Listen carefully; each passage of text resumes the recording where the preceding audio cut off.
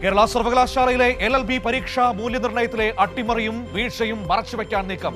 പരീക്ഷയിൽ തോറ്റ ശേഷം പുനർമൂല്യനിർണ്ണയത്തിന് അപേക്ഷിച്ച ഭൂരിഭാഗം പേരും വിജയിച്ചതോടെയാണ് മൂന്നാം മൂല്യനിർണ്ണയമെന്ന വിചിത്ര തീരുമാനവുമായി VC ഡോക്ടർ മോഹനൻ കുന്നുമേൽ രംഗത്ത് വന്നത്.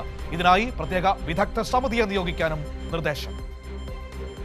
കേരള സർവകലാശാലയുടെ LLB പരീക്ഷാ ഫലം വന്നപ്പോൾ വൻതോതിലാണ് വിദ്യാർത്ഥികൾ പരാജയപ്പെട്ടത്. എന്നാൽ മൂല്യനിർണ്ണയത്തിൽ അപാകതയുണ്ടെന്ന് ചൂണ്ടിക്കാട്ടി പുനർമൂല്യനിർണ്ണയത്തിന് അപേക്ഷിച്ച 292 വിദ്യാർത്ഥികളിൽ 231 പേരും വിജയിച്ചു. സർവകലാശാലയുടെ ആദ്യ മൂല്യനിർണ്ണയം പൂർണ്ണമായും തെറ്റായിരുന്നുവെന്നും വിദ്യാർത്ഥികളുടെ വാദം ശരിയായിരുന്നുവെന്നും വ്യക്തമാക്കുന്നതായിരുന്നു ഈ ഫലം. എന്നാൽ സ്വന്തം ഭാഗത്തുണ്ടായ വീഴ്ച അംഗീകരിക്കാതെ വിദ്യാർത്ഥികളെ പ്രതിക്കൂട്ടിലാക്കാനാണ് സർവകലാശാലയുടെ ശ്രമം. 2 തവണ മൂല്യനിർണ്ണയം പൂർത്തിയാക്കിയ ഉത്തരക്കടലാസുകൾ വീണ്ടും പരിശോധിക്കാനാണ് വൈസ് ചാൻസലർ മോഹനൻ കുന്നുമലിന്റെ തീരുമാനം. ഇതിനായി പ്രത്യേക വിദഗ്ധ സമിതിയെ നിയോഗിച്ച മൂന്നാം മൂല്യനിർണ്ണയം നടത്താനാണ് നീക്കം. ഏത് മൂല്യനിർണ്ണയത്തിലാണ് പിഴവ് സംഭവിച്ചതെന്ന് പരിശോധിച്ച ശേഷമായിരിക്കും തുടർ നടപടികൾ എന്നാണ് VC വ്യക്തമാക്കുന്നത്. എന്നാൽ സർവകലാശാലയുടെ ഭാഗത്തു നിന്നുണ്ടായ അനാസ്ഥ മറച്ചുവെക്കാനും വിജയിച്ച വിദ്യാർത്ഥികളെ വീണ്ടും അനിശ്ചിതത്വത്തിലാക്കാനുമുള്ള VCയുടെ നീക്കത്തിനെതിരെ ശക്തമായ പ്രതിഷേധത്തിനൊരുങ്ങുകയാണ് വിദ്യാർത്ഥികൾ. കൈരളി ന്യൂസ്, തിരുവനന്തപുരം.